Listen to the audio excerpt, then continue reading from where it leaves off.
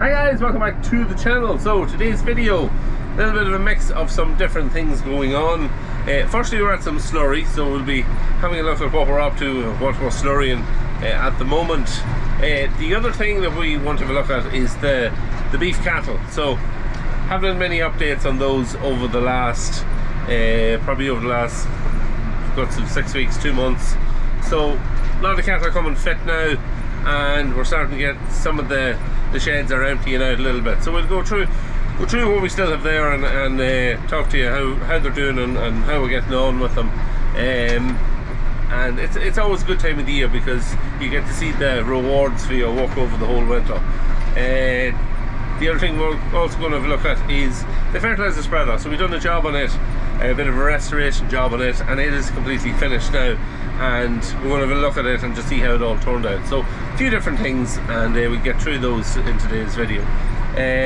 Also, don't forget, if you haven't already, subscribe to the channel, hit the sub button, and leave any comments down below if you have any questions. And yeah, so let's get going on it. First off, slurrying. So as I mentioned, we are at Slurry. So what are we slurrying at the minute? Well, we're trying to get some of our hay ground slurried. We have some of it has been slurried a little bit earlier on in the year, so that has been grown away kind of in the background. But this field here and another about 30 acres in total wasn't slurried at all, because we're trying to split it up. Not to have it all coming ready for cutting or for making hay at the one time.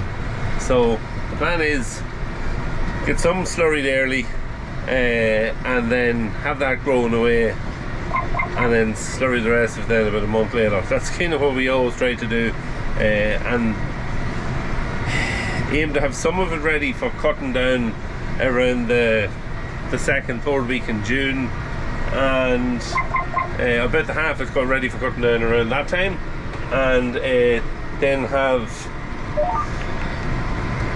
the rest of it coming then probably about 3-4 weeks later. So that's what we aim to do. It doesn't always work out that way, especially with the weather, because you never know what way the weather can go. But yeah, pushing it on fairly hard. So we're putting 2,000 gallons of the acre on the hay ground.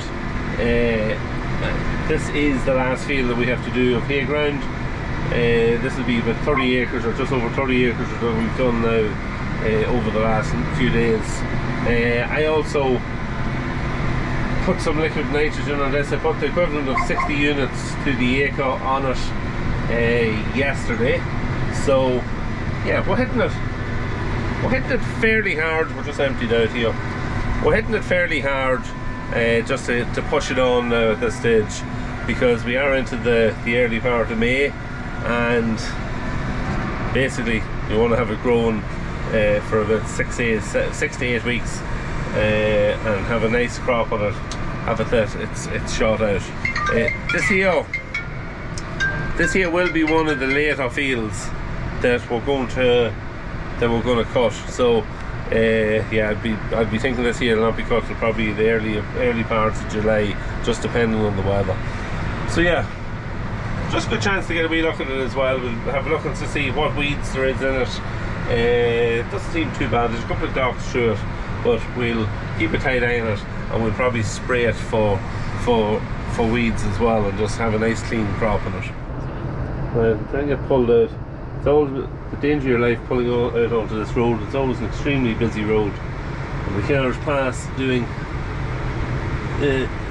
60-70 miles an hour. So yeah, you just always have to watch it.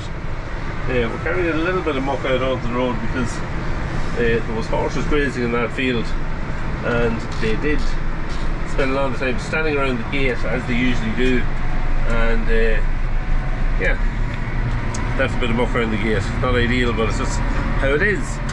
Once this field is finished, that's the last of the slurry for probably close to a week, say probably 5 or 6 days. We have a couple of plots that are being grazed at the minute by the cattle, and when they're moved we'll be straight in. So slurrying, it'll be finished today, but not for that long. Okay, so we'll go back to the yard and we'll have a little look at the beef cattle and just how they are going at the minute.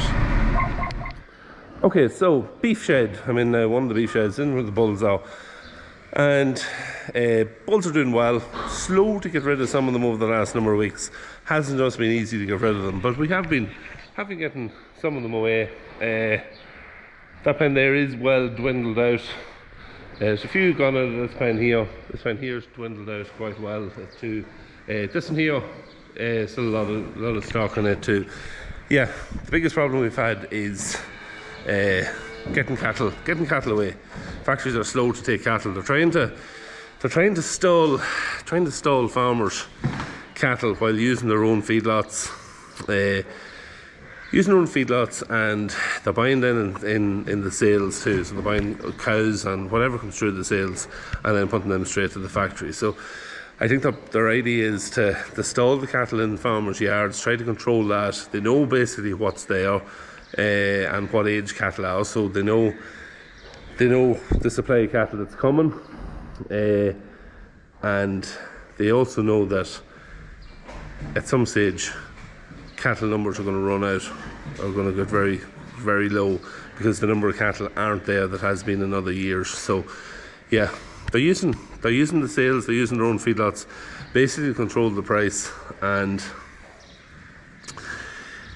yeah, they're trying to control the market, which has worked, I suppose, up till now, but I think at some stage the price is going to have to increase another bit.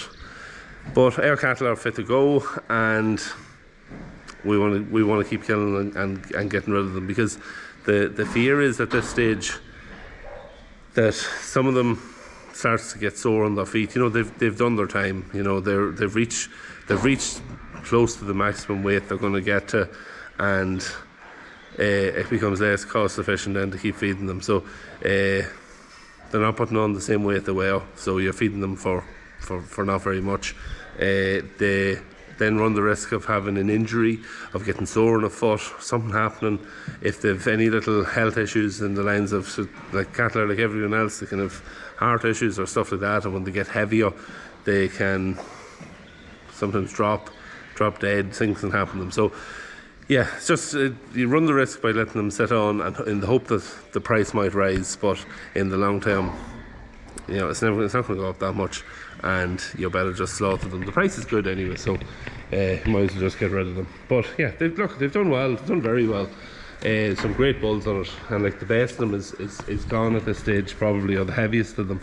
So yeah, I have a little bit of footage that I will put up, and you can have a wee look at them just once it was going over the last couple of weeks, and yeah, you'll get to see them. Just see them going, and I think a bit of footage, maybe even the lorry going as well. So yeah, you get to see them. But yeah, they're friendly fellas to the are, and some of these have been on the farm for a long time. A lot of the ones in this pen here were actually all our own stock, so they were all born on the farms, and yeah, very friendly, you know. So yeah, so that's it. So I'll put that bit of footage up, and you can get a look at that. I'll voice over it, and I'll say I have some of the weights that some of the bulls come into, and some of the fat scores and all that, grades, and I'll put that up as well, and just let you see some of those, and just see how they're doing. Alright, so I had a couple of different bits of footage here that I took over the last couple of weeks, and I wanted to do a video just with showing some of the cattle as they were going. So this was basically like, it was the night before, 2 nights before. We had been in marking some cattle. I just took the phone out, took some pictures just of the cattle that we had marked to go, or some video clips just so you could see them. But they've done very well. This pen here is the pen I was talking about, where all our own bulls born on the farm were, and yeah, they done very well. It's just some fine animals that was in it, but they've all done well, the bulls this year. For some reason this year, don't know why, bulls are just very content, settled, quiet, friendly even. You go into the pens, you know, they come over to you to see you, and basically you could pet them. They're like pets almost, but that can be dangerous, because if they decide to have a bit of a play with you, you could get seriously injured, so you still have to be careful of them. But yeah, just really happy with how they've done this year. This bull here, just I took a picture of him at the time. Just the depth of his body, just he's one of the deepest bodied bulls we ever had. There he is again quiet, like just Dad was in and he was over, like just not in any kind of a threatening way, but just over saying hello. These are actually the bulls then from the week before, and this was the morning the lorry was just there ready to take them, and I just had to take a little bit of footage and just show you them as well. Again, bulls here all from different pens mixed together, and no fighting really going on, or very, very little. So yeah, that's what you want to see. There's a one fella here starts to try and do a bit of fighting, but as a rule it wasn't too bad. And he's one of the smallest one. He actually weighed like lead, that fella. He's belted Galloway. He was a belted Galloway, and he just weighed like lead. So yeah, great bulls. Happy with how they've done this year. Really happy with how they've done. And yeah, so we can see just ready to load them on the lorry here. And yeah, if we refer to anything now of the lorry leaving the yard.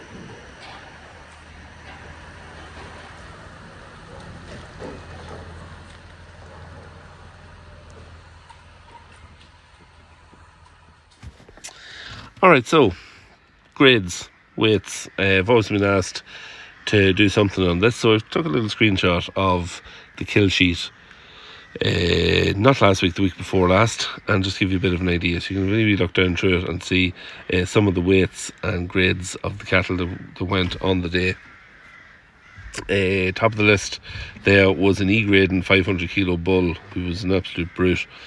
Next on the list then was a U grade and 448 kilo bull again. So again, another good weighing bull. Another bull then down below. Well, the total down the list is a heifer. She's 395 kilos. So she's quite a good heifer. And then we're down to then 4 bulls in a row. So the next 4 bulls is 440 kilos, 456, 404 and 466. So all good weighing bulls. They're the average of the bulls probably on the day was around 440, 450 kilos, which is a good average to have. Though there'd be classes overweight, and there is a penalisation for having them overweight, but we like to send the factory carrying the maximum capacity weight that they can carry. Below those 4 bulls then we're into the heifers again, or there's a few more heifers. Mostly bulls went on the day, but there is some heifers. 356 kilos for this heifer. Another bull then coming in at 420, and I think then there's a fairly good weighing heifer that comes up then next. Our heifers wouldn't be the heaviest heifers in the world. We don't buy the tops and heifers, we never have. So you can see there's 434 kilos, which is good. She's a decent weighing heifer. But we don't buy the tops of the tops in heifers, and that does reflect a bit on the price. But we usually can finish them into fairly good weights, and would be happy enough with having that kind of an animal. But that's just a bit of an idea on the grades. Alright, so fertilizer spreader. We got it all finished out, and you can see we went for the box. Complete 1 section box. So Amazon originally had the 3 sections. The 3 sections, we priced them with Amazon to see how much they were going to cost, and they were going to be costing in the region of 500 quid per section. So 1500 to put it onto it. The alternative was for us to go with getting a box made up, getting it painted, and getting some decals made for it. And that cost just under 600 to get it made up. So bit of a price difference there. We got the decal made up. Each one of the other sections had an S500 decal on it. So there was 3 S500s on it, whereas this one here now, we just got one simple sticker made up that says S1500, which just lets you know what the capacity is. So we got it done exactly in the same style as Amazon had that, same size. We had the old decal, we took it off, we've got it just printed up, and we've got them put a 1 into it as well. So it looks the part, it looks quite original with the sticker, and it's better, it's stronger, easier to wash out. There's no, let's see if we can get this opened up. It's not like the way it was, where you had all the sections inside, and every section was somewhere where fertilizer could lie and start to corrode, and it was awkward to wash out. It's just one complete section. You can hose it down. It's going to be very easy to clean out compared to the way it was. So yeah, it's turned out very well. All painted up, all tidied up inside. There is a wee bit of tidying up. Whenever it's on the tractor, I'll do a bit of cleaning and tidying at the back and just dicky it up and get rid of any little rusty bits on it. But it's in good order. It is in good order now. And you know, for the fertilizer, for spreading, it's very accurate. It's got all the weight cells, it's got everything that you need. It's 100%. So this is more decals here. We've got these made up as well, exactly the same as what was on it. There's another one on the far side too. These here are all tidied up, all cleaned, cleaned down, painted, and yeah, that's just completely refurbished. And like the whole lid, everything fits onto it the same as it did. Cover folds over as it did. Little stoppers are here as well for it to rest against. The other thing we've done too is we sealed on the inside with Tech 7 right round the whole box to stop any fertilizer or water laying on it.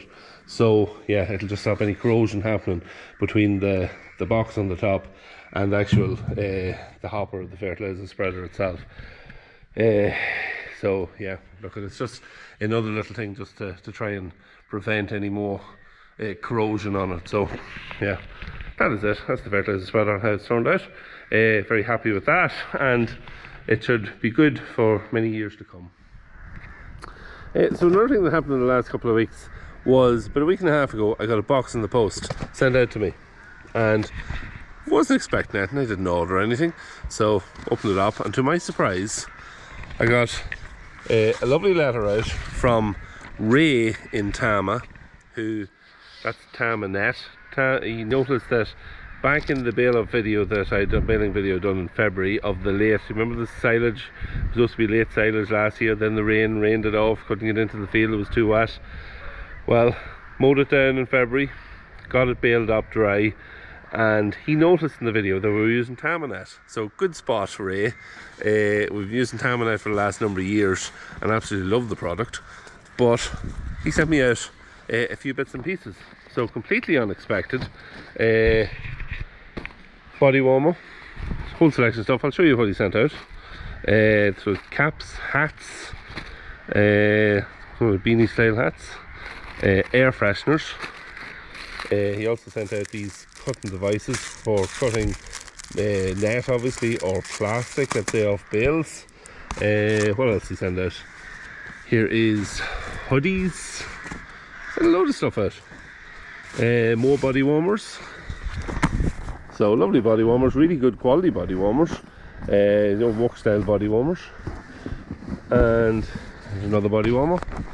There was actually another hoodie in it, and Suzanne, my other half, stole it as soon as I come in the door.